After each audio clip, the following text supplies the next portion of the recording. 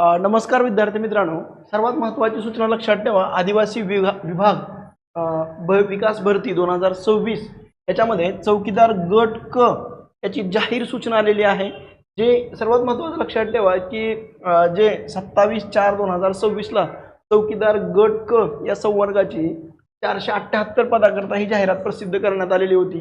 परंतु प्रवेशपत्र आणि लेखी परीक्षेच्या आयोजनाच्या संदर्भात 30/6/2026 ला जे परिपत्रक निघालेलं होतं त्यानुसार 11 जुलै ते 16 जुलै या कालखंडामध्ये परीक्षा कालावधीमध्ये घेण्यात येणार होती.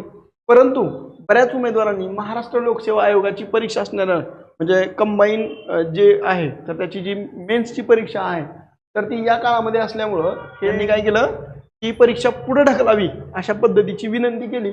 त्यामुळं 11 जुलै ते 16 जुलै 2026 या कालावधीमध्ये होणारी जी परीक्षा आहे तर ती आता पुढे ढकलण्यात आलेली आहे. सदर परीक्षेचं सुधारित वेळापत्रक यथावकाश विभागाच्या संकेतस्थळावर कळवण्यात येईल.